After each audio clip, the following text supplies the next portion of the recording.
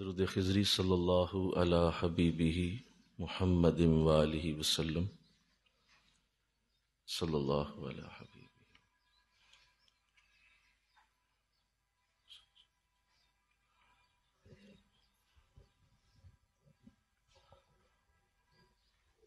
وظیفہ حضرت مجدد الف ثانی رحمۃ اللہ علیہ.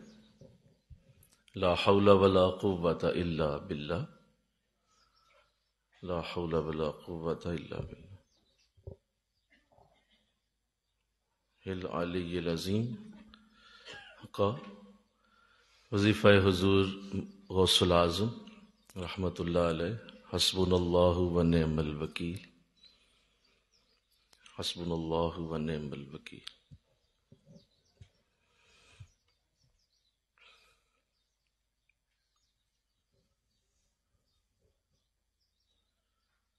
نعم المولا و نعم النصیر. وظیفہ پیر و مرشد دامت برکاتہم. یا عظیم یا عظیم.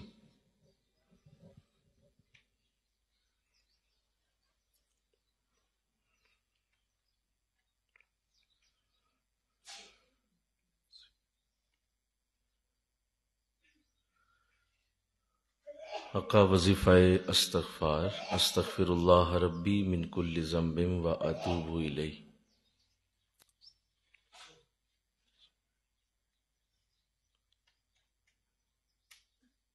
استغفر اللہ.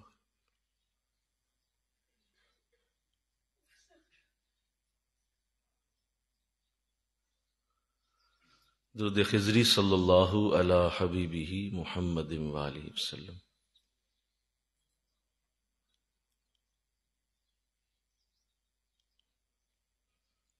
الفاتحہ.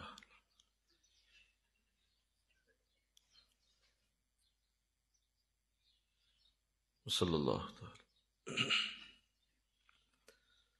بسم اللہ الرحمن الرحیم. الحمد للہ رب العالمین والعاقبۃ للمتقین والصلاة والسلام علی سید الانبیاء والمرسلین. قال اللہ تعالی فی الکلام المجید. بسم اللہ الرحمن الرحیم. ان الذین یبایعونک انما یبایعون اللہ ید اللہ فوق ایدیہم فمن نکث فانما ینکث علی نفسہ ومن اوفى بما عاہد علیہ اللہ فسیؤتیہ اجرا عظیما. وقال اللہ تعالی فی المقام الآخر. یا ایہا النبی اذا جاءک المؤمنات یبایعنک علی ان لا یشرکن باللہ شیئا ولا یسرقن ولا یزنین ولا یقتلن اولادہن ولا یاتین ببہتان یفترینہ بین ایدیہن وارجلہن ولا یعصینک فی معروف فبایعہن واستغفر لہن اللہ ان اللہ غفور رحیم. صدق اللہ العظیم. رب اشرح لی صدری ویسر لی امری واحلل عقدۃ من لسانی یفقہوا قولی. مل کے پڑھیے الصلاۃ والسلام وعلی آلک واصحابک یا سیدی یا حبیب اللہ. الصلاۃ والسلام علیک یا رحمۃ للعالمین وعلی آلک واصحابک یا سیدی یا خاتم النبیین. نہایت معزز و محترم حاضرین و سامعین، الحمدللہ ہماری جو گفتگو کل سے شروع ہوئی تھی اور بیعت، طریقت، شیخ اور مرید کے حوالے سے کچھ گفتگو کل کی گئی اور یہ کوشش کی گئی کہ ایک ایسا وہ گمگشتہ زاویہ جو لوگوں کی نظروں سے اوجھل ہوتا ہے اسے آپ کے سامنے رکھا جائے اور ایک حقیقی تصویر جو خانقاہی نظام کی ہے وہ پیش کی جائے. کل کوشش کی گئی تھی، اللہ اسے قبول فرمائے اور اس کو اللہ انشاءاللہ دوام دے اور وہ پیغام دنیا تک پہنچے. وہ گفتگو اس لیے کی گئی کہ ایک بنیاد بنائی گئی تھی، اصل میں گفتگو تھی جو آج ہونی ہے، اور وہ اس لیے ضروری تھی کہ اس بنیاد سے وہ گفتگو شروع کی جائے. بیعت کا عمل یہ باقاعدہ قرآن کا مضمون ہے اور قرآن میں اس کو اللہ نے مختلف آیات کے اندر بیان کیا ہے. اور یہ حضور علیہ السلام کا وہ خوبصورت انداز ہے، آپ کا وہ خوبصورت طریقہ ہے جو آپ نے اپنے صحابہ کے ساتھ کیا۔ صحابہ نے حضور علیہ السلام سے مختلف اقسام کی بیعت کی ہے۔ پہلی بیعت بیعت اسلام ہے، یعنی ایک شخص کفر میں ہے تو اسے حضور کلمہ پڑھاتے تو اسے بھی بیعت ہی کہا جاتا تھا، اور اسے کلمہ پڑھا کے مسلمان کیا جاتا تو اسے بیعت اسلام کہتے۔ دوسری بیعت جو ہے وہ بیعت رضوان ہے، جس کا ذکر قرآن نے کیا، اور میں ابھی اس آیت کو پڑھ بھی چکا ہوں، جس میں صحابہ کرام سے کسی خاص کام کے لیے بیعت کی گئی اور لی گئی۔ اور تیسری بیعت جو ہے وہ بیعت توبہ ہے کہ حضور نے صحابہ کرام سے مختلف اعمال کے اوپر توبہ کے حوالے سے بیعت لی۔ تو یوں یہ 3 قسم کی وہ بیعت کا ذکر ہے جو آقا کی سیرت سے ہمیں ملتا ہے۔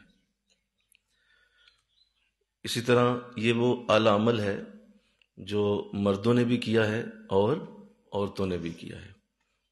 اس کی آیت میں نے آپ کی خدمت میں پڑھی ہے، سورہ ممتحنہ میں اللہ نے آیت نمبر 12 کے اندر اس کا ذکر کیا، ابھی میں عرض کرتا ہوں، جس میں پورے کا پورا عورتوں کو مخاطب کر کے کہا گیا کہ اگر یہ بیعت کریں تو حضور آپ انہیں بھی بیعت کیا کریں۔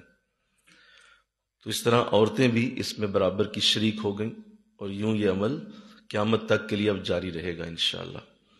اللہ نے حضور کو جو حکم دیا حضور نے اس پہ عمل فرمایا، اور اس کے بعد حضور کے صحابہ، امت کے اولیاء، امت کے تمام بزرگ اللہ والے اس نیک عمل کو کرتے ہیں، اور یہ عمل انشاءاللہ جاری و ساری رہتا ہے۔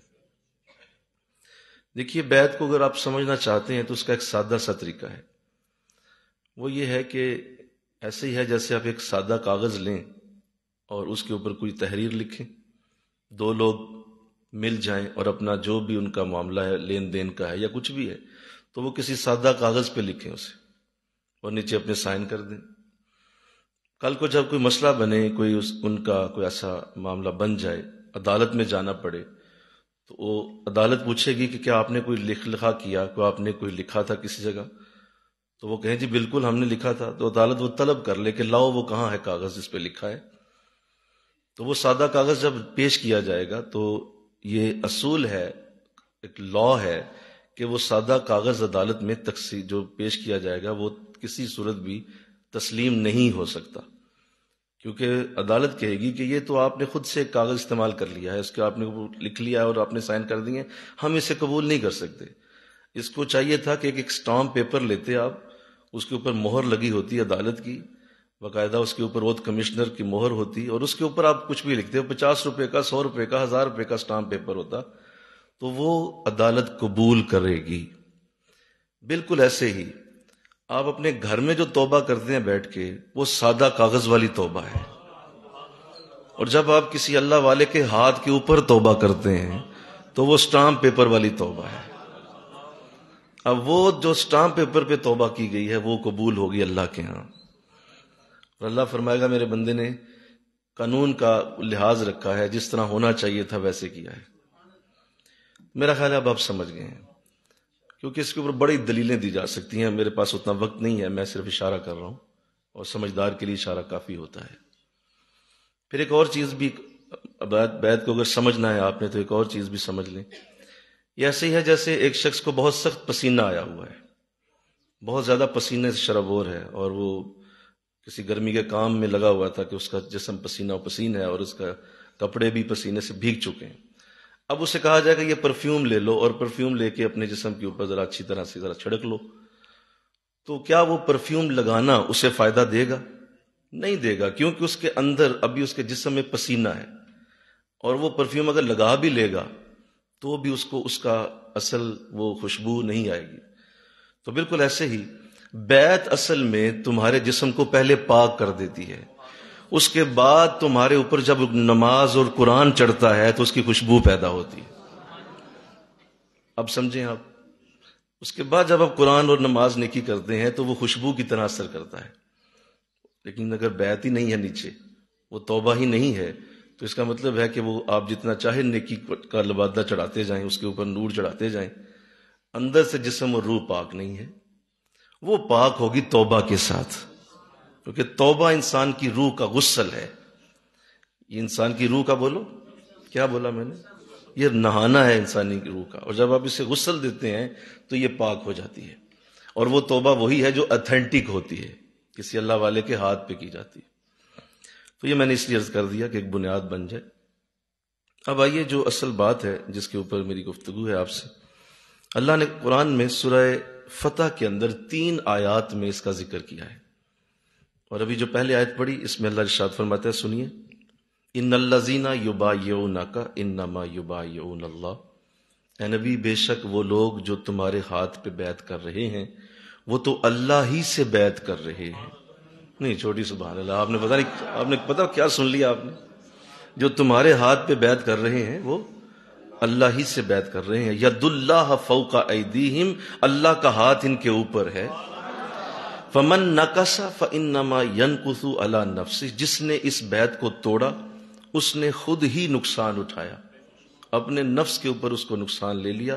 ومن اوفی بما عہد اللہ علیہ اللہ، اور جس نے اس بیعت کو پورا کر دیا تو اس نے فسیؤتیہ اجرا عظیما، اللہ سے بہت ہی عظیم اجر پا لیا. تو یہ ایک تو یہ آیت ہے جس میں باقاعدہ قرآن نے حضور علیہ السلام کی اس طریقے کی تعریف فرمائی ہے، اور فرمایا کہ آپ نے یہ جو عمل کیا ہے میں اس سے بڑا خوش ہوا ہوں، اور یہ آپ کے ساتھ نہیں ہو رہی، یہ میرے ساتھ ہی ہو رہی ہے. تو اس سے ایک تو حضور کی شان کریمہ بھی ظاہر ہوئی کہ آپ جو عمل کر رہے ہیں وہ اللہ اپنی طرف اس کو لے کے جا رہا ہے، اور فرمایا جا رہا ہے کہ یہ میری طرف سے ہی ہے.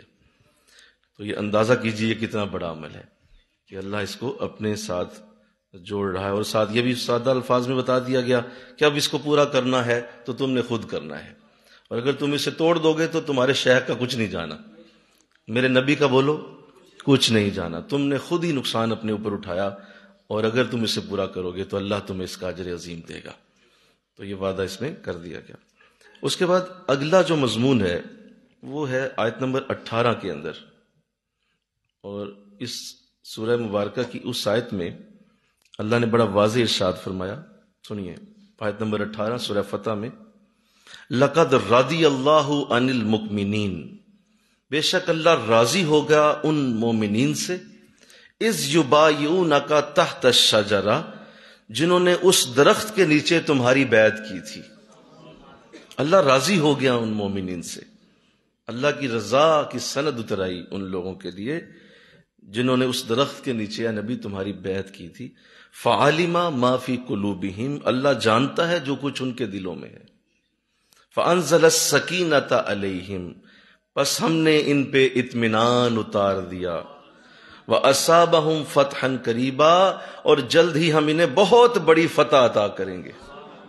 وَمَغَانِمَ كَثِيرًا، اور ہم انہیں کثرت سے مال غنیمت دیں گے. یَأْخُذُونَهَا، جس کو وہ خود اپنے ہاتھوں میں لیں گے. وَكَانَ اللَّهُ عَزِيزًا حَكِيمًا، بے شک اللہ بڑا ہی عزیز ہے، زبردست ہے اور حکمت والا ہے. تو یہ 2 آیات جو میں نے ابھی پڑھی ہیں، ان میں اللہ نے واضح کر دیا کہ ہم نے اس عمل کو بڑا پسند کیا، اور باقاعدہ اللہ نے اپنی رضا کی اس کے اندر سند اتاری ہے. حضرت داتا گنج بخش علی حجویری رحمۃ اللہ علیہ کشف المعجوب شریف میں اللہ کی بارگاہ کے 12 درجے بیان فرماتے ہیں کہ ایک انسان جب اللہ کی طرف سفر کرتا ہے تو اصل میں اس کے 12 درجات ہوتے ہیں، اور وہ توبہ سے شروع ہوتے ہیں. پہلا درجہ توبہ ہے. بولو پہلا کیا ہے؟ باقی میں عرض کر دوں گا، کسی وقت موقع ملا ان 12 درجوں پہ گفتگو کر لیں گے. پہلا توبہ ہے، اور دوسرا تیسرا چوتھا گزرتے ہوئے جب آپ 12ویں درجے پہ جاتے ہیں تو وہ 12واں درجہ ہے رضا کا درجہ. وہ رضا ہے. آخری درجے پہ انسان جب پہنچتا ہے تو اسے اللہ کی رضا مل جاتی ہے. تو آپ دیکھیے یہ عمل کتنا خوبصورت ہے کہ پہلے ہی لمحے کیا کہا جا رہا ہے، لقد راضی اللہ عنہم، اللہ راضی ہو گیا ان مومنین سے. بیعت کرنے والا 12ویں درجے پہ جا پہنچا، اللہ راضی ہو گیا.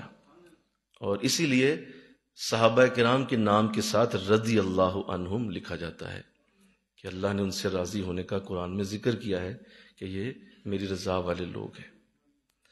اور پھر ساتھ یہ کہا ان المومنین، ان مومنوں سے راضی ہو گیا ہے وہ۔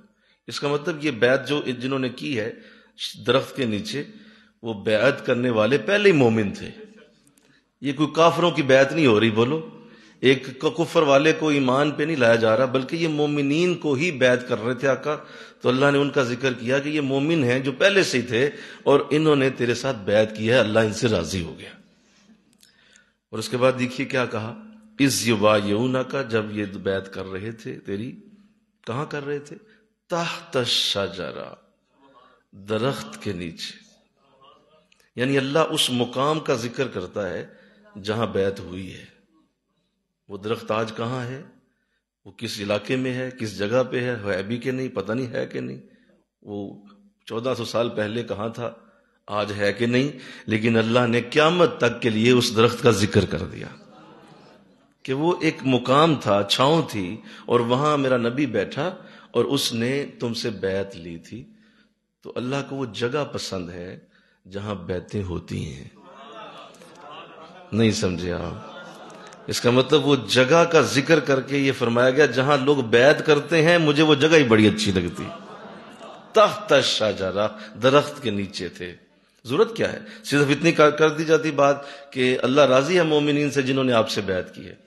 یہ تحت الشجرہ کیا ہے؟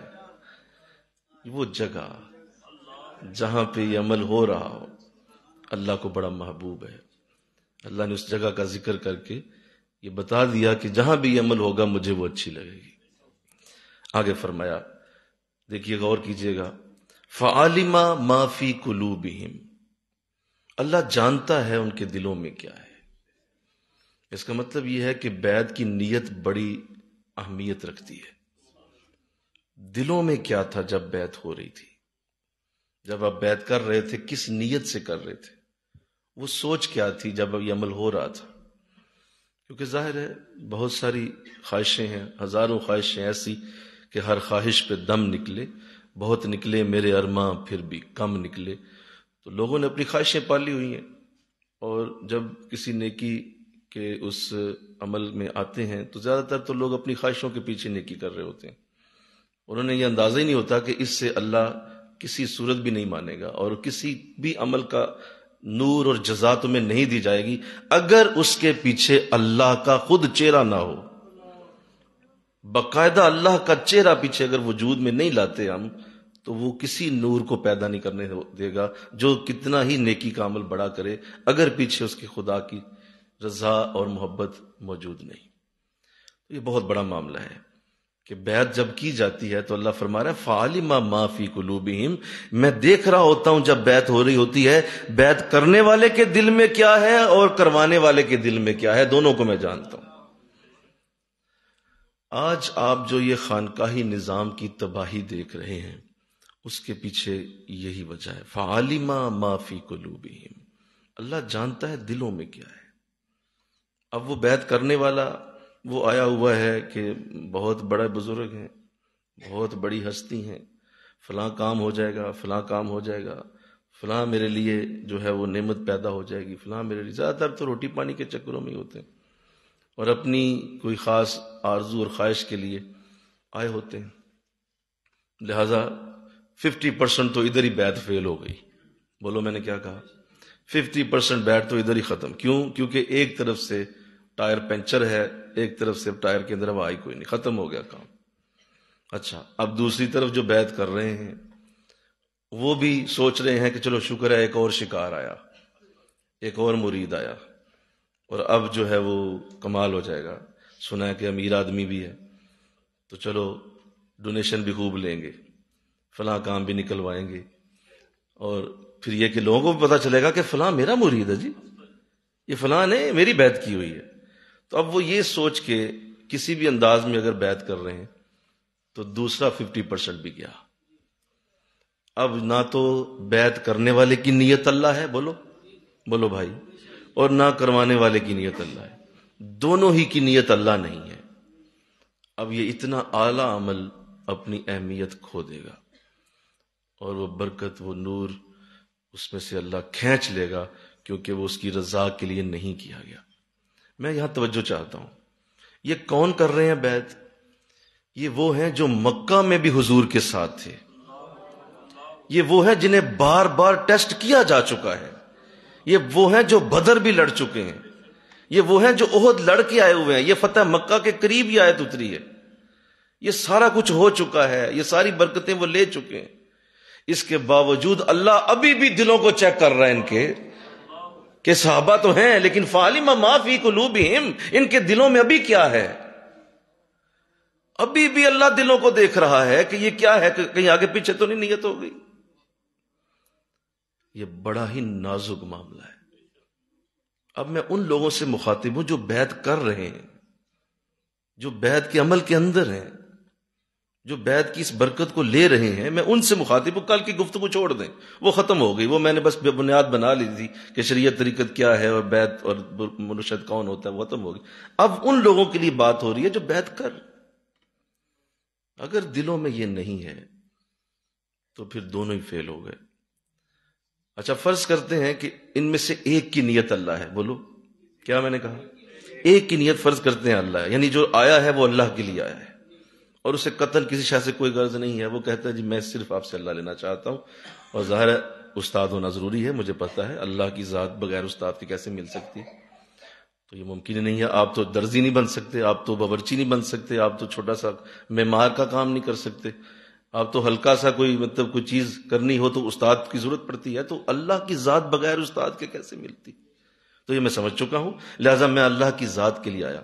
اچھا وہ آ گیا، اب دوسری طرف ایسا ہے نہیں، وہ بیچارہ کوشش کرے گا، بڑی بڑی اپنی جان مارے گا، لیکن دوسری طرف نہیں ہے، انہوں نے بیعت اللہ کے لیے نہیں کیا ہوا، وہ کسی اور رنگ میں چل رہے تھے، معاملہ کچھ اور ہی تھا، اور وہ بیچارہ اب کوشش میں لگا ہوا ہے، محنتیں کر رہا ہے، کوششیں کر رہا ہے، فضل کر رہا ہے، فضل لینے کے لیے کوشش کر رہا ہے، لیکن بات نہیں بنے گی کیونکہ ایک طرف سے معاملہ ٹھیک نہیں ہے۔ اچھا اب دوسری طرف آ جائیں، ہو سکتا ہے شیخ کو اللہ نے، ظاہر ہے شیخ ہے وہ تو اللہ نے برکت دی ہے اور وہ اللہ کی رضا کے لیے ہی بیعت کریں گے، لیکن مرید کی نیت یہ نہیں ہے، وہ آیا کسی اور کام کے لیے، دعا ہوگی فلاں کام ہو جائے گا، فلاں کام ہو جائے گا، وہ اس کے لیے بیعت کرے۔ اب حضرت بیچارے اس پہ کوشش کر رہے ہیں، ذکر کی توفیق ہے، اس کو بار بار توجہ دیتے ہیں، بار بار اس کو مجاہدے میں بھی ڈالتے ہیں، وظیفے پڑھاتے ہیں، نمازیں پڑھاتے ہیں، ذکر کرواتے ہیں، کیا ہوگا؟ وہ بیچارے محنت کر رہے ہیں، ادھر سے وہ 50% ہے، یعنی اس کی نیت اللہ ہی کوئی نہیں ہے۔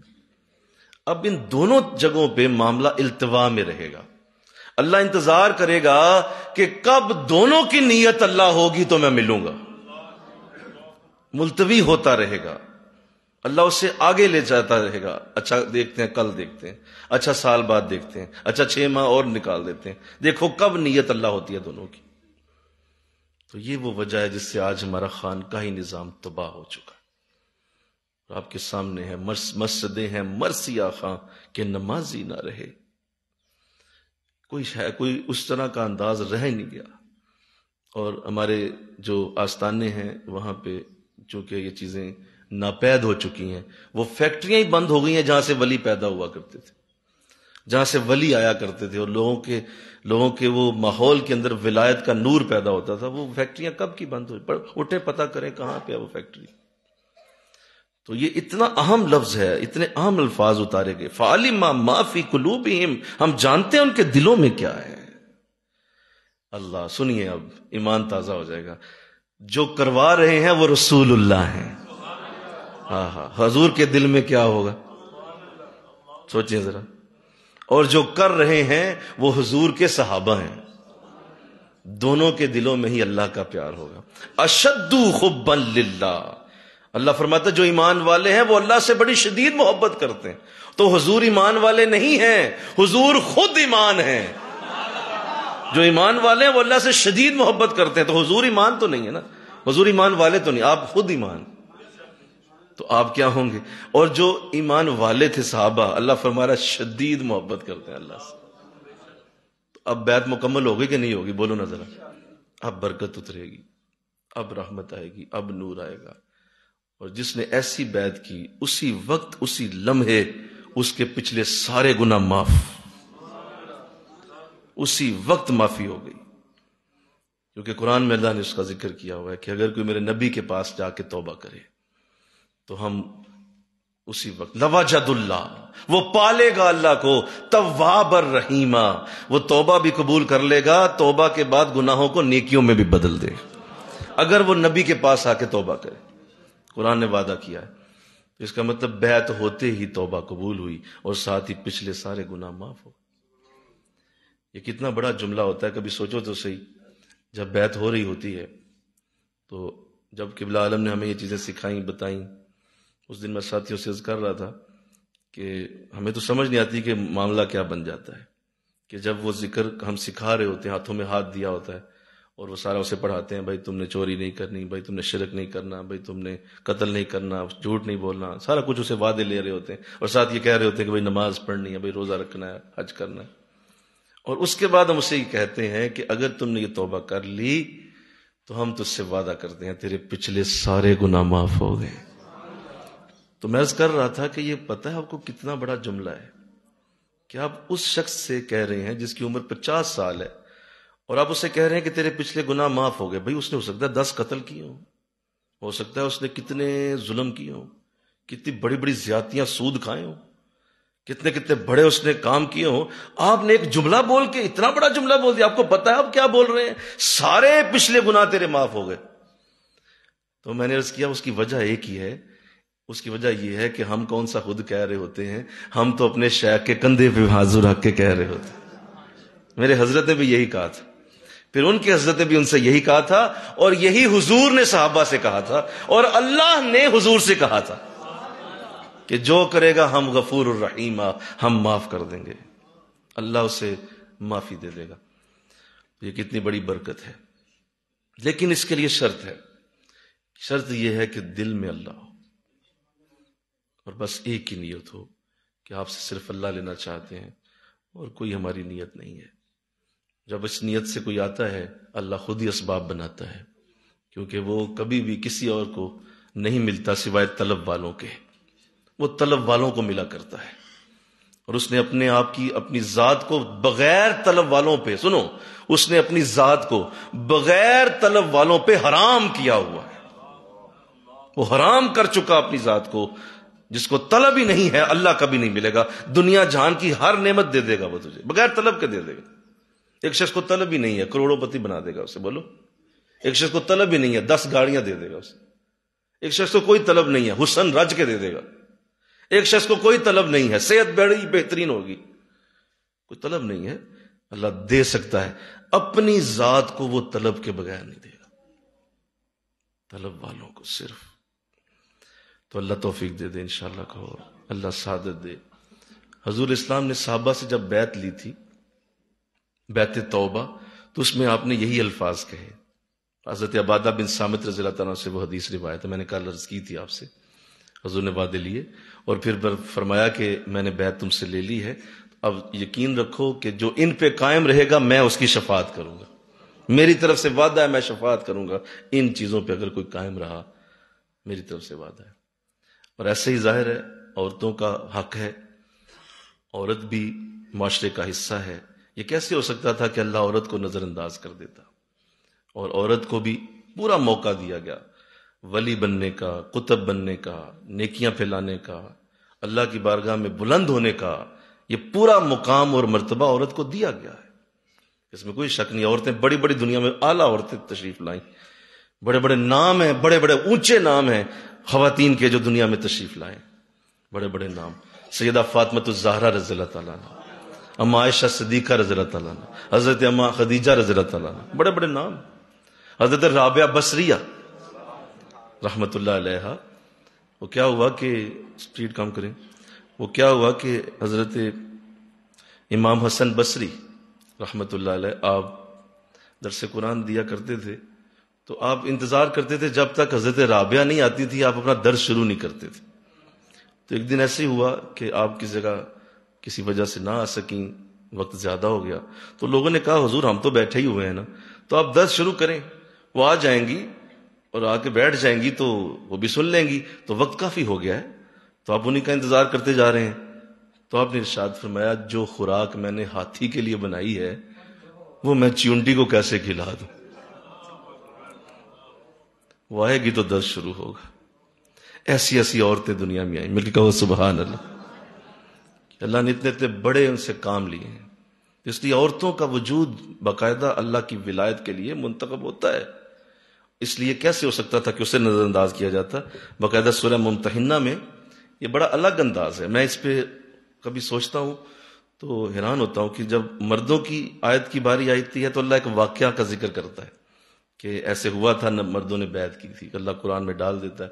لیکن جب عورتوں کی بیعت کی باری آتی ہے تو سنیے اللہ انداز ہی بدل دیتا ہے. یا ایھا النبی، باقاعدہ حکم، اے نبی صلی اللہ علیہ وسلم، اذا جاءک المؤمنات، جب تمہارے پاس مومن عورتیں آئیں. منافق عورتیں نہیں کہا، کافر عورتیں نہیں کہا، کہا مومن آئیں. پہلے سے ہی مومن ہے، آئیں تو کیا کریں؟ یبایعنک، کہ وہ تیری بیعت کرنا چاہتی. وہ آئی ہیں اور انہوں نے سنا ہے مرد بیعت ہو رہے ہیں تو ہم بھی بیعت کرنا چاہتی. ان لا یشرکن باللہ شیئا، تو ان سے وعدے لے لو. پھر کچھ وعدے لو، شرک نہیں کریں گی، چوری نہیں کریں گی، اپنی عزت کی حفاظت کریں گی، قتل نہیں کریں گی، اپنی اولادوں کو نہیں ماریں گی، بہتان نہیں لگائیں گی. یہ سارے وعدے لے لو اور پھر کیا کرو؟ فبایعہن، یہ لفظ سنیے، فبایعہن، میں اللہ ہو کے حکم دیتا ہوں آپ نے سب کو بیعت کر لینا ہے. کیجئے انہیں بیعت، انہیں نہ جانے دیجئے گا، انہیں کیجئے. کیوں؟ آگے سنیے، وَاسْتَغْفِرْ لَهُنَّ اللَّهُ، صرف انہیں جانے نہ دیجئے، اب خود بھی ان کے لیے معافی مانگیے. اب آپ نے ان کا ذکر کرنا ہے میرے آگے کہ مولا یہ آ گئی ہیں، بیعت انہوں نے کر لی ہے، اللہ میں ان کی طرف سے معافی چاہتا ہوں. اب آپ کو میں کہہ رہا ہوں وَاسْتَغْفِرْ لَهُنَّ اللَّهُ، اللہ سے معافی مانگیے ان کی. ان اللہ غفور رحیم، اب اللہ معاف کر دے گا اور رحیم ہو جائے گا ان کے لیے جو تیرے ہاتھ پہ بیعت کریں گی. تو مبارک ہو اے عورتوں تمہیں، تمہارا بیعت کا حکم حضور کو ڈائریکٹ دیا گیا، جبکہ مردوں کے لیے ایک واقعے کا ذکر کر کے تو ایک الگ انداز سے اس کو رکھا گیا.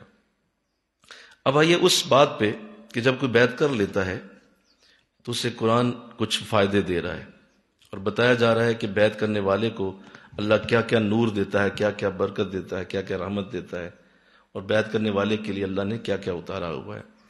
کیونکہ جب یہ عمل کر لیا جاتا ہے اور اس عمل کو کرنے کے بعد کوئی شخص اللہ کی بارگاہ میں بیعت والا بن جاتا ہے تو اب اللہ اس سے کچھ اپنی طرف سے وعدے کرتا ہے. کچھ وعدے ہیں جو شیخ کرتا ہے، کچھ وعدے ہیں بولو جو شیخ کرتا ہے، وہ اپنے وعدے ہیں اس کے. اس کا پہلا وعدہ یہ ہے کہ اے میرے بندے، اے میرے بچے، تم میرے پاس آئے ہو اور ظاہر اللہ کے لیے آئے ہو، تو ایک تو وعدہ تم سے یہ ہے تمہارے پچھلے گناہ معاف ہونے کی ذمہ داری میری ہے اور میں اس پہ ذمہ داری لیتا ہوں کہ اللہ سے وہ گناہ تمہارے بخشوا لوں گا. یہ اللہ نے مجھ پہ رحمت کی ہوئی ہے. ظاہر ہے وہ 6 چیزیں میں نے عرض کر دی تھی، گل بولو، جو صاف ہیں شیخ کے، وہ چونکہ ہیں تو لہذا اب مجھے یہ سعادت حاصل ہے، میں اللہ کی بارگاہ میں سفارش کروں گا اور حضور کو عرض کروں گا، حضور کرم فرمائیں گے اور تمہارے گناہوں کی معافی ہو جائے گی. مجھے بتائیے یہ خوشخبری چھوٹی ہے کہ کوئی یہ کہہ دے کہ تمہارے گناہ معاف ہو؟ اس سے بڑا اور کیا ہو سکتا ہے کہ آپ کسی کو گناہوں کی ذمہ داری لے لیں اور یہ کہیں کہ بس تمہارے گناہوں کی ذمہ داری میرے اوپر ہے، ہم تمہارے لیے وعدہ کرتے ہیں کہ تمہارے گناہ بخشے جائیں گے. یہ بہت بڑی سعادت. دوسرا وہ یہ وعدہ کرتے ہیں کہ جب حشر کے دن ہم تیرے ساتھ کھڑے ہوں گے نا تو یہ یاد رکھنا، دنیا میں ہماری طاقت کو نہ دیکھنا، دنیا میں ہم اللہ کے بہت سارے قانون کے ساتھ جڑے ہوئے ہیں اور ہم کسی جگہ بہت ساری چیزوں کے ساتھ اللہ کے قوانین کو پابند رکھتے ہوئے چلتے ہیں، لیکن کل حشر کے دن ہم اللہ کے سامنے جب آئیں گے اس وقت ایسے ہی ہوگا جیسے تلوار نیام سے باہر آ جاتی ہے. جس طرح تلوار نیام سے باہر آتی ہے اور اس کو اب کوئی نہیں روک سکتا، فرمایا ایسے اللہ والے حشر کے دن ہوں گے کہ وہ اس طرح اپنے مریدوں کے لیے، اپنے محبت والوں کے لیے کھڑے ہو جائیں گے کہ جھگڑا شروع کر دیں گے اللہ کی بارگاہ. مولا وہاں پابندیاں تھی، بات نہیں کر سکتے تھے، تیری ذات اور تھی، اب یہاں پہ دوستی کا معاملہ پورا کرنا پڑے گا، پھر وہ جھگڑا ہو جائے گا اور پھر بات ہوگی. بلکہ خیر یہ تو اللہ کی رحمت ہے، اللہ نے بہت بڑے ولی دنیا میں بھیجے جن کو اللہ نے اپنا کرم بھی دیا. اب قرآن کو ہی ملاحظہ کر لیں صرف تو سورہ ملک کے بارے میں حضور کی اپنی حدیث موجود ہے کہ سورہ ملک ایک ایسی سورت ہے کہ یہ اپنے پڑھنے والے کے لیے حشر کے دن لڑ پڑے گی اللہ سے. اور کہے گی مولا میں نہیں جانے دوں گی. پوچھا جائے گا کہ ایسا کیا معاملہ ہے؟ کہا بس مجھے پڑھتا تھا، میرے ساتھ پیار تھا، تو میں تو جنت میں ہی لے کے جاؤں گی. تو پوچھا جائے گا کہ کیا معاملہ بندے کا؟ فرشتے بتائیں گے مولا معاملہ خراب ہی ہے، گناہ زیادہ ہیں. تو سورہ ملک کہے گی مولا اگر یہ دوزخ میں جائے گا نا تو پھر ایک کام کر دے. کیا کام کروں؟ یہ کر کے مجھے قرآن سے پھر نکال، مجھے قرآن سے نکال دے، پھر یا اسے بخش یا قرآن سے مجھے نکال. تو جواب آئے گا نہیں قرآن سے تو تجھے نہیں نکال سکتے. تو کہا تو پھر دوسری بات ماننی ہوگی، اسے میرے ساتھ جنت میں بھیج دے. تو یہ تو سورہ ملک کر رہی ہے. تو بتاؤ کہ انسان جسے اللہ نے اشرف المخلوقات بنایا، اللہ وہ کس طرح کا وہاں اختیار استعمال کرے گا کہ میرے اس بچے کو میں کسی صورت بھی گوارا نہیں کر سکتا کہ یہ دوزخ کی آگ میں جا گرے. یہ ہو نہیں سکتا. یہ تو ہے بزرگوں نے اپنے وعدے دی. آئیے وہ اللہ نے وعدے جو دیے اور کس طرح سے اللہ نے اپنے اس بندوں کے لیے وہ خوبصورت انداز بنایا، سنیے. ایک تو کہا فَعَلِمَ مَا فِي قُلُوبِهِمْ، ہم نے پتہ کر لیا دلوں میں کیا ہے. تو پہلا انعام جو بیعت کے بعد نصیب ہوتا ہے فَأَنزَلَ السَّكِينَةَ عَلَيْهِمْ، ہم بیعت کرنے والوں کے اوپر سکون نازل کر دیتے ہیں. سکون کی دولت پوچھو ذرا اس کو جس کو بیچارے کو کروڑوں کی جائیدادیں اور لاکھوں کے زیورات اور بڑے بڑے عہدوں پہ بھی سکون نہیں ہے. پوچھو سکون کیا ہوتا ہے. اللہ نے کتنا بڑا وعدہ کر لیا کہ بیعت کرنے والوں کو ہم سکون عطا کر دیں گے. سکون کا لفظ ہوتا ہے ہر چیز اپنی جگہ پہ آ جانا. سکون کا مطلب بولو، جب ہر چیز اپنی جگہ پہ آتی ہے تو اصل میں وہ سکون ہوتا ہے. آپ اگر اپنے کمرے میں موجود ہیں اور ہر چیز بکھری ہوئی ہے تو کیا ہے؟ بے سکونی ہے. اب یار یہ کیا ہے؟ اس کو ہر جگہ ہر چیز کو اپنی جگہوں پہ رکھ دیں، کیا پیدا ہو گیا؟ سکون. تو اللہ فرما رہا ہے کہ ہم اس کی زندگی میں ایسی ترتیب بنائیں گے. نہیں سمجھے آپ؟ نہیں سمجھے. رزق کے وقت رزق آئے گا، برکت کے وقت برکت آئے گی. دل اللہ کی محبت میں گرفتار ہو جائے گا، حضور کا پیار بھی تمہیں مل جائے گا. جس کی جب وقت آتا جائے گا ہم تمہارے دامن میں ڈالتے جائیں گے. اسے سکون کہتے ہیں. یہ ہے سکون کی ایکچوئل ڈیفینیشن. سکون یہ نہیں ہے کہ آپ کسی نرم بستر پہ لیٹے ہوئے ہیں اور اوپر آپ کے اے سی چل رہا ہے. یہ سکون نہیں ہوتا. اسے سکون نہ سمجھیے گا. کیوں؟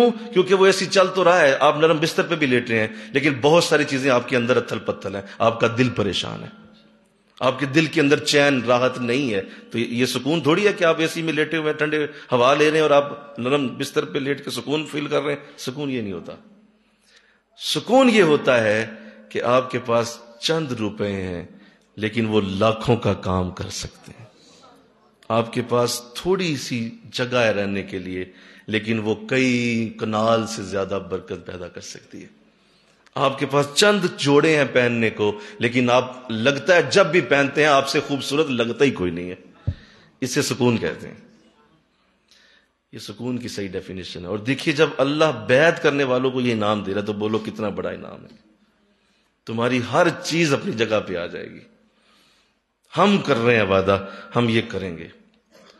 اور میں بار بار کہہ رہا ہوں، میں پھر کہہ رہا ہوں، خدا را اس بات کو سمجھیے. اس سے پہلے اللہ شرط لگا رہا ہے تمہارے دلوں میں کیا ہے.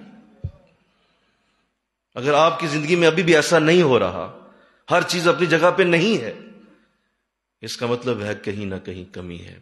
میری رات کی دعائیں جو نہیں قبول ہوتی، میں سمجھ گیا یقیناً مجھ ہی میں کچھ کمی.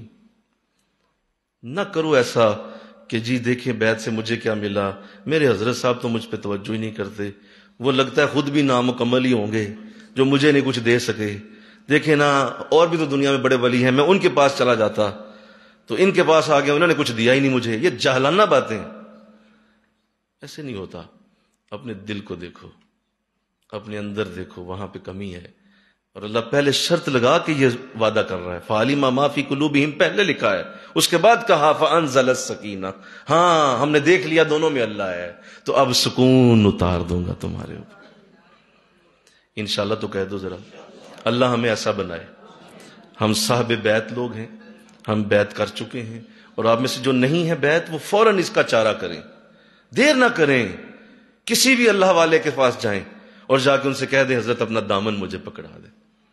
اچھا بعض ایسے ہم بے وقوف لوگ ہیں، ہم میں سے ایسے لوگ بھی موجود ہیں جو انتظار کر رہے ہوتے جی حضرت صاحب مجھے کہیں میں بیعت کروں، وہ مجھے خود کہیں تو میں ہوں گا، یا پھر اچھا دیکھیں گے جب ٹائم ہوگا، مجھے پتا ہے جب جاؤں گا انہوں نے کر ہی لینا ہے.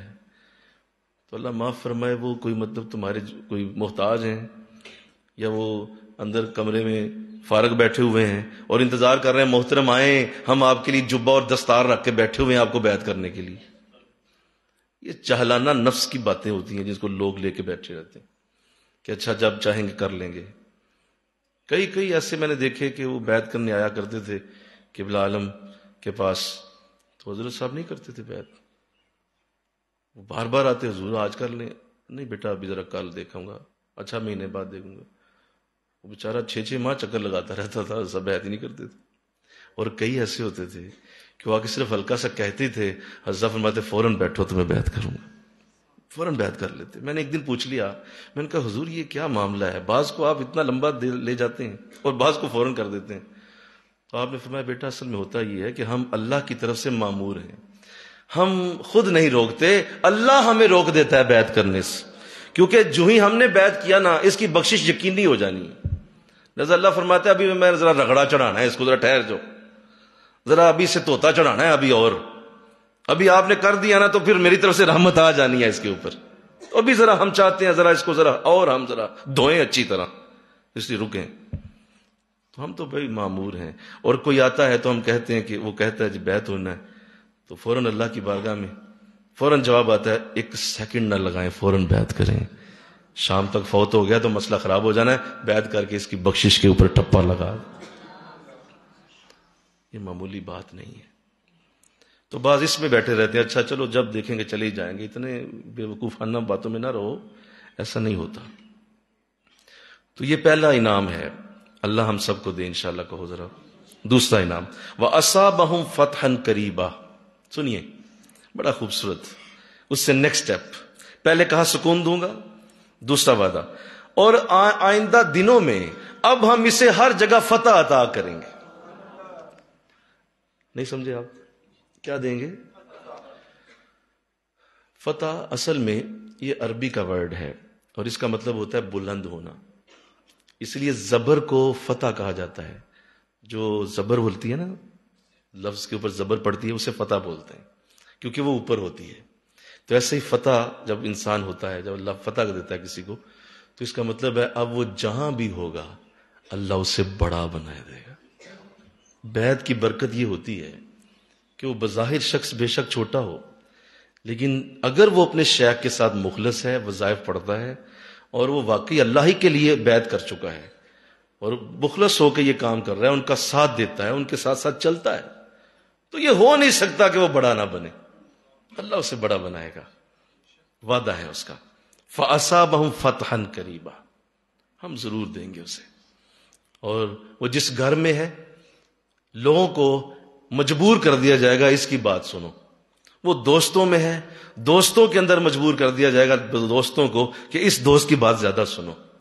وہ اپنے رشتہ داروں میں ہے تو رشتہ داروں میں اللہ اسے ایک دن لائے گا کہ وہ لوگ جو کل اس سے دور بھاگتے تھے، جب بیعت ہو کے نیکی کی طرف چلا تو وہی رشتہ دار آ کے دعائیں کرانے لگتے ہیں، کہتے بیٹا تم دعا کرو ہمارے لیے. اچھا جی سال پہلے تو آپ مجھے منہ نہیں لگاتے تھے، آج کیا ہو گیا؟ پتہ نہیں دل کیا ہے کہ اب تو میرے لیے دعا کر. فتح اسے بڑا کر دیا جائے گا، اس کو بلندی دی جائے گی جو اس نیکی کے عمل کو کر لیتا ہے. اور یہ اللہ کی طرف سے آئے گا، یہ تمہاری محنت نہیں ہوگی.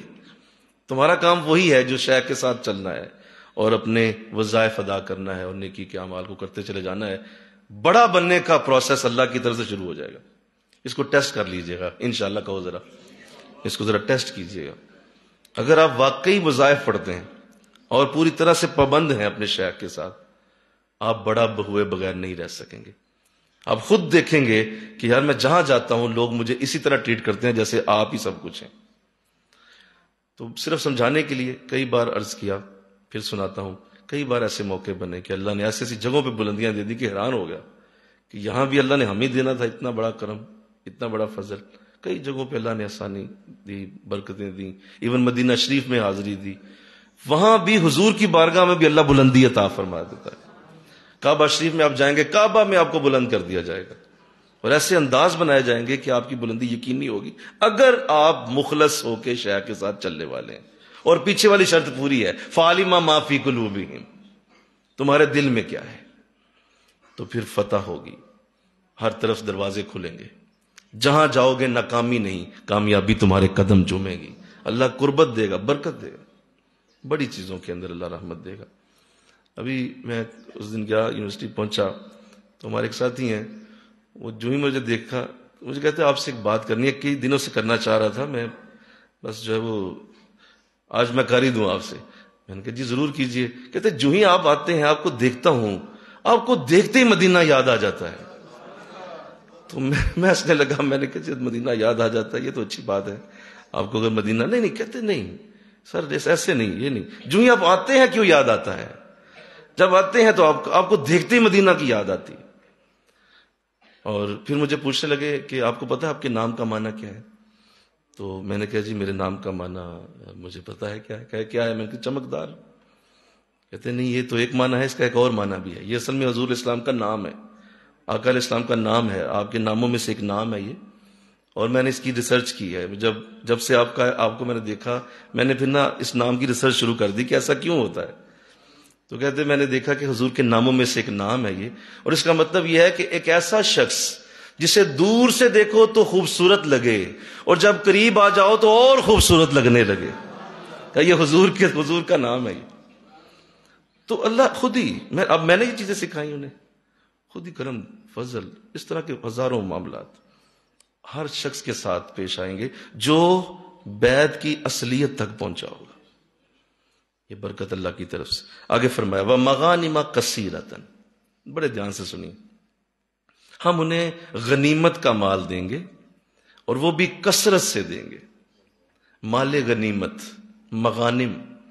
مغانم کا لفظ بولا، جو مال غنیمت ہوتا ہے. مال غنیمت سنو وہ کیا ہوتا ہے؟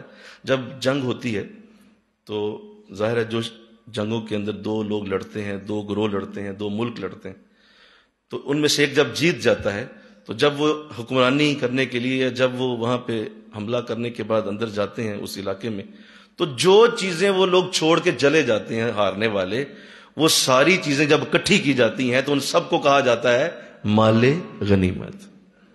جو وہاں سے ہاتھ آتا ہے، جس میں تیر ہو سکتے ہیں، کمان ہو سکتے ہیں، گولیاں ہو سکتی ہیں، جس میں ایٹم بم بھی ہو سکتا ہے، اور جس کے اندر سونا چاندی ہیرے جواہرات سب کچھ ہو سکتا ہے. جس طرح جب مصر فتح ہوا تھا تو بے شمار سونا چاندی اور جواہرات کا مال غنیمت ملا، تو اسے مال غنیمت کہتے ہیں جو جیت کے بعد ملتا ہے. تو اللہ فرما رہا ہے کہ اور مال غنیمت کے لیے کوئی محنت نہیں کرنی پڑتی آپ کو، اس کے لیے وہ جنگ آپ نے لڑ لی ہوئی ہے، اس کے بعد جو ملا وہ مال غنیمت ہوتا ہے. سنو، اللہ تمہاری زندگی میں اسی طرح کرے گا، پھر ایسی ایسی نعمتیں تمہارے دامن میں ڈالی جائیں گی کہ اپنے دامن کو دیکھو گے کہو گے اس کے لیے تو ایک لمحے کے لیے محنت نہیں کی تھی، اللہ نے وہ بھی دامن میں ڈال دی. تمہارے نعمتیں، فضل، نعمتوں کی شکل میں تمہارے دامن میں. یہ ہے مغانم، اور صرف مغانم نہیں کہا، کثیرہ. جسے اللہ کثیرہ کہے وہ کتنا ہوگا؟ اللہ فرما رہا ہے کثیرہ، بہت کثرت سے دوں. لہذا اب سنو، وہ چیزیں جو تم محنت سے حاصل کرو وہ تو تم خود کرتے ہو. بولو، جو محنت کرتے ہو اس کے مطابق سیلری مل جاتی ہے، جو محنت کرتے ہو اس کے مطابق تمہارا دن بن جاتا ہے، اسی محنت کے مطابق تمہارے لیے اللہ جزا پیدا کر دیتا ہے. لیکن اللہ بیعت والوں کو کہہ رہا ہے تمہارے لیے ایسا نہیں ہوگا، ہم تمہیں خود بھی کچھ ایسا دیتے جائیں گے جو تمہارے لیے ایسی چیز ہوگی جو اپنی محنت سے تم نہیں لے سکتے تھے، وہ تم ہماری اس برکت سے لوگے کیونکہ تم نے پیچھے نبی کے ہاتھ پہ ہاتھ رکھا ہوا ہے. اب وہ برکت وہاں سے آتی جائے گی تمہارے لیے. وہ مغانم کثیرہ، یہ میرا ایک اشارہ ہے آپ کو، اللہ کرے یہ بات سمجھ جائیں آپ. جب بھی اللہ سے کوئی ایسی چیز آپ آتی ہوئی دیکھیں جو آپ نے محنت تو نہیں کی، خود ہی مل گئی، تو سمجھ لیجئے اس کے پیچھے تمہارے شیخ کی دعا تھی، تمہارے مرشد کی عطا ہے یہ، ورنہ یہ نہیں ہو سکتا. اتنا بڑا مرکز یوں نہیں بن سکتا، اتنے بڑے بڑے انداز یوں نہیں کھڑے ہو جاتے. آپ کی ہر مجلس میں حضور کی زیارت لوگوں کو ہو رہی ہے، یہ کیسے کر رہے ہیں آپ؟ اور آپ ذکر کراتے ہیں لوگوں کو، اور اللہ کی ذات کی محبت اس طرح ملتی ہے کہ آقا دو جہاں کی زیارت ساتھ ہو جاتی ہے، تو بتائیے اس سے بڑی کیا برکت ہو سکتی؟ تو یہ مغانم کثیرہ، یہ اللہ پھر دیتا رہتا ہے، یہ کبھی بھی وہ روکتا نہیں ہے، آپ کو دی جائے گی۔ اور جب بھی ایسا ملے تو مزید اپنے اس راستے پہ مخلص ہو جائیں، آپ مزید مخلص ہو جائیں۔ کیوں؟ کیونکہ یہ آپ کی محنت سے نہیں ہوا، یہ آپ نے نہیں کیا، یہ آپ کے پیچھے دعاؤں کی کثرت، یہ بیت والوں کے انعام ہے جو آپ کو ملتے رہتے ہیں۔ تو اللہ توفیق دے۔ اب ایک لفظ جو قرآن نے لگایا ہے، آخری لفظ، وہ بہت خوبصورت لفظ ہے، وہ ہے یا خذونہا۔ وہ جتنا ہم نے آپ کو سکینہ دیا، ہم نے آپ کو فتح دی، اس کے بعد مغانم کثیرہ دیا، یہ سب کچھ دیا آپ کو، ہر چیز دے دی۔ اور اب سنو، یا خذونہا، ہم تمہیں ان ہاتھوں کے اندر دیں گے جس کو تم پکڑ سکتے ہو، اس چیز کو ہم تمہیں وہ اس طرح نہیں دیں گے کہ وہ دور پڑی ہو، ہے تمہاری۔ مثلا فرض کرتے ہیں کہ ایک شخص کے پاس اربوں ڈالر ہیں لیکن پڑے بینک میں ہوئے ہیں، کیا کرنا ہے ان کا؟ آپ کے پاس لاکھوں روپے ہیں، کیا کرنا ہے؟ وہ بینکوں میں پڑے ہوئے ہیں۔ مزہ تو تب آتا ہے نا جب وہ ہاتھ میں پکڑ کے خود آپ خرچ کرتے ہیں، جب آپ ہاتھ سے گنتے ہیں، گن کے خرچ کرتے ہیں۔ وہ جو آپ نے اللہ کا کرم جو ملا، اپنے ہاتھ سے جو خرچ کیا ہے نا، اس کا مزہ ہی اور ہے۔ یہ دیکھیے لفظ کیا لگایا کہ ہم وہ ایسی نعمت نہیں دیں گے کہ وہ دور پڑی ہوئی ہوگی، نہیں، وہ تم اپنے ہاتھ سے گاڑی چلا کے جاؤ گے وہاں، وہ گاڑی تمہارے ہاتھوں سے چلے گی۔ اس عظیم برکت کو ہاتھوں میں لے کے دیکھو گے کہ ہم نے دیکھ لیا۔ اور اگر وہ حضور کی ذات کریمہ ہے تو صرف باتیں نہیں ہوں گی، حضور کے سینے لگ کے بھی دیکھ لو گے تم۔ یا خذونہا، تمہارے ہاتھوں میں دیں گے وہ ہر چیز۔ اس لفظ کے قربان جائیے۔ میری بات اشارہ سمجھ گئے آپ؟ دیکھیے عزتیں اللہ دیتا ہے، بڑی عزتیں دیتا ہے، لیکن ہاتھ میں عزت دی جائے، اس سے بڑی کیا بات ہے؟ آپ کو پتہ ہے لاکھوں کروڑوں لوگ آپ سے بڑا پیار کرتے ہیں، دور دور رہتے ہیں، بڑی محبت کرتے ہیں، تو بھائی اس محبت کا کیا فائدہ جو دور دور ہو رہی ہے؟ نہیں، اس محبت کا ایفیکٹ آپ تک پہنچے گا، اس محبت کی برکت آپ تک آئے گی، اور وہ شخص آ کے سامنے بھی کھڑا ہو کے کہے گا حضور آپ سے بڑی محبت ہے۔ وہ کبھی بڑی دور تھا لیکن کہا نہیں، یا خذونہا، تمہارے ہاتھوں میں دیں گے سب کچھ۔ اللہ اس کو سمجھنے کی توفیق دے دے۔ تو یہ کتنے بڑے انعام ہیں، تو آؤ ہم سب خوش نصیب ہیں۔ میری یہ گفتگو آج یہیں تک تھی، اور یہ موضوع چونکہ بہت بڑا ہے لیکن کوشش کی گئی کہ اس کو اس طرح سے سم اپ کر دیا جائے تاکہ ہمیشہ کے لیے یہ یادگار رہ جائے، اور ہم سب ایک ڈھارس کے ساتھ زندگی گزاریں کہ ہم لاوارث لوگ نہیں ہیں۔ ذرا سارے بولو، ذرا سارے بولو یار، ہم لاوارث نہیں ہیں، اور ہمارا کوئی والی ہے، ہم بے وارث نہیں ہیں، اور ایسے نہیں ہیں کہ جن کا کوئی پیچھے لجپال ہی کوئی نہیں ہے۔ ہم برے ہو سکتے ہیں، ہم نکمے ہو سکتے ہیں، ہم بہت ساری جگہوں پہ سست ہو سکتے ہیں، بہت ساری جگہوں پہ ہماری کمیاں کوتاہیاں ہو سکتی ہیں، لیکن ہمارے لجپالوں میں کوئی کمی نہیں ہے۔ ان کی طرف دیکھو گے تو تمہارے چہرے کھل اٹھیں گے۔ وہ کتنے بڑے، کتنے اعلیٰ لوگ ہیں جو ہمارے ساتھ جڑے ہوئے ہیں، اور ہمیں کتنا بڑا سلسلہ دیا گیا۔ ہم نقش بند سلسلے کے اندر شامل ہیں۔ ہم شیران جہاں این سلسلہ آنند، سارے جہان کے شیر اس سلسلے کے اندر، یہ شیروں کا سلسلہ ہے۔ تمہارے اندر قوت ہونی چاہیے۔ میں اپنے بچوں کو دیکھتا رہتا ہوں، خدا کی قسم، جب میں انہیں ذلیل ہوتا دیکھتا ہوں زندگی میں، میرا جی کرتا ہے کہ یا تو میں کہیں چلا جاؤں یا انہیں بھیج دوں زندگی سے کسی دور جگہ، اور دیکھتا ہوں کہ یار ان کی زندگی کیوں نہیں بدل رہی، ان کے اندر کیوں وہ چیزیں نہیں آ رہی جو ان کے اندر۔ ایک بچہ جس کا پتا ہو نا کہ اس کا باپ بہت بڑے درجے پہ ہے، تو اس کے اندر تو ویسے ہی بڑی قوت ہوتی ہے۔ ہمارے اندر یہ کیوں نہیں ہے؟ لگتا ہے نہ بیعت صحیح کی ہے، نہ ذکر وظائف ٹھیک ہیں، اور نہ ہی ہم اندر سے مخلص ہیں، ہم ٹھیک لوگ نہیں ہیں۔ نہیں تو یہ کیسے ہو سکتا ہے کہ بڑے شخص کا بیٹا وہ چھوٹی سوچ رکھتا ہو؟ یہ نہیں ہو سکتا، یہ ممکن نہیں ہے۔ شیر کا بیٹا شیر ہی ہوتا ہے، شیر کا بیٹا بکرا نہیں ہو سکتا، شیر کا بیٹا بکری نہیں پیدا ہو سکتا، وہ بکرا نہیں ہے بھائی، وہ شیر ہے، کیونکہ وہ شیر کا بیٹا ہے۔ اور ہم مجدد الف ثانی کے بیٹے ہیں، ہم شاہ نقش بند کے بیٹے ہیں، ان کی اولادیں ہیں ہم۔ یا تو کہو کہ نہیں ہے، بایزید بستامی کے بیٹے ہیں ہم، نام تو پڑھو ان کے، تمہارے چہرے کے اندر پھولوں کے گلاب کی جیسی چمک آ جائے، کیسے بڑے بڑے لوگ ہمارے پیچھے کھڑے ہیں، اور وہ ہمارے نظریں ہمارے اوپر ہیں، وہ دیکھ رہے ہوتے ہیں کتنے گناہوں سے وہ ہمیں اللہ سے معافی لے کے دے رہے ہوتے ہیں، کہاں کہاں ہم گٹر میں اور بہت بری جگہ پہ گرنے والے ہوتے ہیں، وہ دعا کر کے ہمیں بچا رہے ہوتے ہیں۔ تمہیں پتا ہے تمہارے ساتھ کیا ہو رہا ہوتا ہے پیچھے؟ کتنی کتنی جگہوں پہ وہ تمہاری عزت تمہاری برقرار رکھتے ہیں، کیونکہ وہ تمہارے پیچھے نگہبان ہوتے ہیں، دیکھ رہے ہوتے ہیں۔ اور جب تم ایسا نہیں کرتے اور اس سلسلے کی وہ برکت تمہارے سے ظاہر نہیں ہوتی تو انہیں بڑی تکلیف ہوتی ہے، بہت دکھ ہوتا ہے کہ جب کسی بہت بڑے شخص کا بیٹا ایک جو ہے وہ سڑک چھاپ حرکت کرتا ہے تو بتاؤ وہ کیا سوچتا ہے؟ وہ کہتا ہے یار بیٹا میرا ہے اور دیکھو سڑک چھاپ حرکت کر رہا ہے، یہ کیا کر رہا ہے، یہ کس طرح کی اس کے اندر عادتیں ہیں، کیا کام کرتا ہے؟ تو ایسا انداز خدارا اپنے اوپر غور کریں، ہم سب غور کریں انشاءاللہ کہو۔ یہ درس نہیں ہوتے، یہ آپ کی زندگی بدلنے کے چند گر ہوتے ہیں، ان کو سمجھیں اور اس کو اسی طرح لے کے جائیں کہ نہیں بھائی ہم چھوٹے لوگ نہیں۔ اور کہا جاتا ہے، عام طور پہ بولا جاتا ہے، جو خاندانی ہوتے ہیں وہ یہ کہتے ہیں یار یہ ہم خاندانی لوگ ہیں، یہ کام ہمیں سوٹ نہیں کرتے۔ تو دیکھیے اپنے آپ کو دیکھیے، آپ کے ساتھ وعدے کیے گئے، سکون والے آپ ہیں، فتح والے آپ ہیں، مغانم آپ کے پاس ہیں، تو بتاؤ اللہ اور کیا کرے تمہارے لیے؟ یا خذونہا، ہاتھوں میں تمہیں دیں گے، وعدہ بھی کر لیا، سکینہ کا وعدہ تمہارے ساتھ ہے، اور یہ بھی کہہ دیا اللہ کا ہاتھ بھی تمہارے اوپر ہے، ید اللہ فوق ایدیہم، اور پھر بھی تم فیل ہو، تو یہ سوائے اس کے کہ بزرگوں کی بہت بڑی بے ادبی کے سوا کچھ نہیں ہے۔ یہ بے ادبی ہے، اس سے بڑی کوئی بے ادبی نہیں ہے۔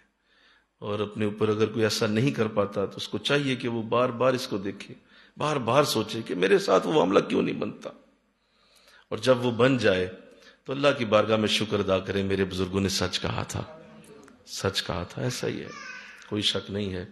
جب سے قبلہ عالم نے ایک دن ہمیں یہ باتیں سمجھائیں تو میں نے یہ عرض کی تھی، میں نے کہا حضور بس ہم ایک آپ سے وعدہ کرتے ہیں، چند ہم ساتھی تھے، میں نے ان سے کہا جی ہم سب یہ آپ سے وعدہ کرتے ہیں ہم آپ کا فخر بنیں گے، فخر۔ کیا لفظ تھا بولو؟ کبھی کہا ہے آپ نے آپ سے؟ کبھی اندر سے بولا ہے آپ نے؟ کم از کم اپنے اندر ہی کہہ دو، کسی اور سے کیا کہنا ہے، کم از کم یہ کہو کہ حضرت ہم آپ کا فخر بنیں گے۔ ایک دن آئے گا کہ آپ ہم پہ علل اعلان لوگوں میں کہیں گے ہمیں فخر ہے تم پہ۔ اللہ ایسا کر دے، آمین تو کہو نا، اللہ ایسا کر دے۔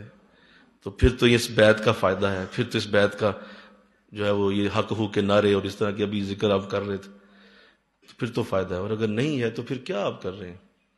آپ کو اتنی بڑی سیٹ ملی ہوئی ہے، اتنا بڑا درجہ ملا ہوا ہے، کیوں آپ اس کو ضائع کرتے؟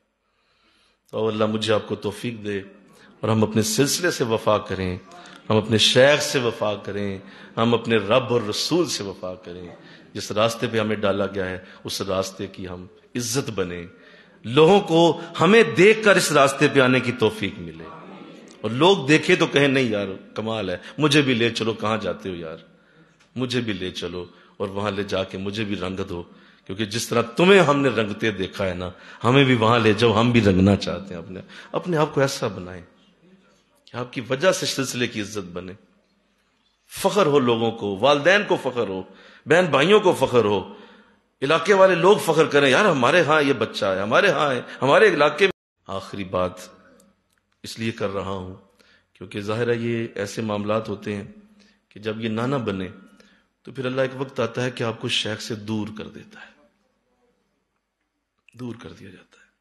سنو میری یہ بات، میں نے 15-20 سال لوگوں کو بیعت کے بعد بھی شیخ سے بھاگتے دیکھا ہے، چھوڑ جائے گا وہ، اس لیے کہ یہ پیورٹی کا راستہ ہے، یہ پیور لوگوں کا راستہ ہے، اس میں کتنی کو دیر ایک نکما سروائیو کرے گا، کتنی کو دیر وہ چل پائے گا، ایک وقت آئے گا کہ اللہ اسے جدا کر دے گا، اور وہ کوئی بھی وجہ بنے گی، اس کے دل میں ایسی بات ڈالی جائے گی، وہ متنفر ہو جائے گا، نفرت کرے گا اور بھاگ جائے گا، چھوڑ دے گا، حالانکہ وہ بات صرف اس لیے بنائی گئی تھی کہ بس اب ہم اسے مزید برداشت نہیں کر سکتے، اس کو چھوڑ دیتے ہیں۔ اور جو چلتا رہتا ہے اور اپنی کوشش میں لگا رہتا ہے، پیوستہ رہ شجر سے امید بہار رکھ والا معاملہ چلتا رہتا ہے. اچھا ٹھیک ہے، کوئی بات نہیں، ابھی کم ہوں، چلوں گا، ایک دن آئے گا کہ میرا حضرت مجھ پہ فخر کرے گا. وہ لگا رہتا ہے تو اللہ اس کو جانے نہیں دیتا، پھر وہ ہمیشہ ساتھ لگا رہے گا. اور ایسا شخص جب زیادہ قربت میں آتا ہے تو پھر وہ پچھلی ساری کسریں نکال دیتا ہے اللہ، اور وہ ساری پیچھے باتیں ختم ہو کے ایسا لگتا ہے کہ جیسے اللہ نے آج ہی سے بیعت کیا اور آج ہی برکت بھی دے دی. یہ سارا کچھ ہوگا پھر. تو اللہ ایسا نہ کہیں کر دے. لہٰذا بلند سوچے رکھیں، بلند ارادے رکھیں، بلند انداز بنائیں، اپنے لک اینڈ فیل کے اندر شیروں جیسے انداز پیدا کریں. یہ انداز ہوگا تو سچ بھی ہے. آپ کون سا جھوٹ بول رہے ہیں، یا آپ کہہ رہے ہیں نہیں جی میں اندر سے بکری ہی ہوں ویسے میں شیر بنوں گا. نہیں، آپ سمجھ نہیں رہے، آپ واقعی شیر ہیں. بس اپنے آپ کو ثابت کریں، اس کو نکالے باہر. اور آپ شیرنیاں ہیں ساری آپ، لیکن نکالیں اپنے اندر سے وہ برکتیں، وہ رحمتیں جو اللہ نے آپ کو دی. کیوں نہیں ہوتا؟ حضرت مولانا روم نے ایک بات لکھی ہے، سمجھانے کے لیے کرنی پڑ گئی ہے، شاید نہ کرتا. آپ نے وہ بات لکھی ہے. آپ فرماتے ہیں کہ ایک شیر کا بچہ گم ہو گیا. تو وہ بچہ تھا چھوٹا سا معصوم، بڑا ڈھونڈا، طوفان آیا، بارش ہوئی، وہ کہیں ادھر ادھر جھاڑیوں میں ڈھونڈتا رہا، نہ ملا. اس نے کوشش بڑی کی، کچھ عرصہ گزرا، سال 6 مہینے 2 سال گزر گئے. تو ایک دن ایسے گزرتا ہوا شکار کی تلاش میں دیکھا کہ ایک بکریوں والا بکریاں لے کے جا رہا تھا. تو اس نے کہا واہ موج ہو گئی، اب تو کچھ بکری ہاتھ آئے گی. لیکن دیکھا کہ اس کی رکھوالی کے لیے ایک شیر ان کے ارد گرد پھر رہا ہے. تو غور سے دیکھا تو وہ اس کا اپنا بیٹا تھا. اس کو یاد آ گیا کہ یہ تو میرا ہی بچہ ہے. تو اس نے جا کے وہاں دھاڑ ماری، بکریاں ساری بھاگ گئیں اور بکریوں والا بھی بھاگ گیا. اب یہ جو بچہ تھا جو بڑا ہو چکا تھا، شیر تھا، یہ بھی بھاگنے لگا بکریوں کے ساتھ ساتھ ہی. وہ بڑا حیران ہوا کہ یہ کیوں بھاگ رہا ہے. خیر یہ تیزی سے بھاگا، اس کے قریب جا گیا، اس کا کان پکڑ کے کھینچا اور اسے کہا، مخاطب ہوا کہ تو پتا ہے تو کون ہے؟ تو میرا بیٹا ہے، تو گم ہو گیا تھا، تو مل گیا مجھے، تو کہاں جا رہا ہے؟ تو وہ جواب دیتا ہے پلٹ کے، وہ کہتا ہے نہیں آپ کو غلط فہمی ہوئی ہے، میں شیر نہیں ہوں، میں بکری ہوں. اسے کہنے لگا دیکھو تم شیر ہو اور تم میرے بچے ہو، تم کیوں بھاگ رہے ہو؟ وہ پھر کہنے نہیں آپ غلط فہمی لگی، میں شیر نہیں ہوں، میں بکری ہوں، یہ دیکھیں بکریوں کے ساتھ ساتھ پھرتا ہوں. وہ سمجھ گیا اس کا معاملہ کیا ہے. اسے کھینچ کے ندی کے کنارے لایا. ندی کے کنارے لا کہا دیکھو پانی میں، کیا تیرا چہرہ میرے جیسا نہیں ہے؟ دیکھ اپنی آنکھیں دیکھ، اپنے یہ بال دیکھ، اپنے چہرے کی بناوٹ دیکھ اور مجھے دیکھ، کیا میرے جیسا تیرا چہرہ نہیں؟ جب وہ چہرہ پانی میں دیکھتا ہے تو وہ خوش ہو جاتا ہے اور اپنے باپ کے گلے لگتا ہے. تو حضرت مولانا روم فرماتے ہیں بالکل یہی حال ہمارا دنیا میں آ کے ہو گیا ہے. ہم حضور کے شیر تھے، ہمیں دنیا میں بکریاں بنا دیا گیا ہے. ہمیں حضور کا چہرہ دیکھنے کی ضرورت ہے، جیسا چہرہ ان کا ہے ویسا ہی چہرہ ہمارا اللہ نے پیدا کیا ہوا. تو کیا ہم ان جیسے نہیں ہیں؟ کیوں ایسی حرکتیں کر کے اپنے نبی کی امت کو بدنام کرتے ہیں؟ تو ایسے ہی شیخ ہے، شیخ تمہیں اصل میں یہی بتاتا ہے، آؤ دیکھو اس پانی میں، اس سلسلہ نقش بند میں آ کے دیکھو، کیا تیرا چہرہ میرے چہرے جیسا نہیں ہے؟ کیا میرے جیسا نہیں ہے؟ یہ دیکھو جو میں ہوں وہ بھی تم ہی ہو، جو تم ہو وہ میں ہوں. اب اس کے سوا غلط فہمی رہ کیا گئی؟ تو اللہ توفیق عطا کر دے. آمین. اللہم صلی علی سیدنا و مولانا محمد وعلی آل سیدنا و مولانا محمد وبارک وسلم. الہ العالمین قبول کر مولا، یہ چند لفظ نہ رہ جائیں، ہمیں حقیقت تک پہنچا. اللہ اپنی رحمت شامل حال کر دے. تیرے قرآن سے جو آیات پڑھ کے بتایا، اللہ ان کو آیتوں کا نور پیدا فرما ہمارے لیے. مولا زندگی میں چند روزہ زندگی، چند دن رہ گئے، ایک ہی زندگی، اللہ اس میں ہمیں شیر بننے کی توفیق دے. یہ بکریوں کی طرح گزار کے مر گئے، گدے اور کھوتوں کی طرح مر گئے تو مولا زندگی نہیں ہوگی. اللہ ہمیں شیروں جیسی زندگی عطا فرما. اللہ بڑی زندگی، بہت بڑے درجوں پہ پہنچ، بہت بڑے رنگ اور دن عطا فرما. اللہ قبول فرما لے. ہم نہیں جانتے وہ کیسے ہوگا، کس طرح ہوگا، لیکن ہم تو سیلز کر رہے ہیں، ہمیں ایسا بنا دے مولا، اب فضل کر دے. لا حول ولا قوة الا باللہ العلی العظیم. وافوض امری الی اللہ ان اللہ بصیر بالعباد. صلی اللہ تعالی رسول خیر. اللہ آپ سب کو برکت دے. حلقے لگا لیجیے.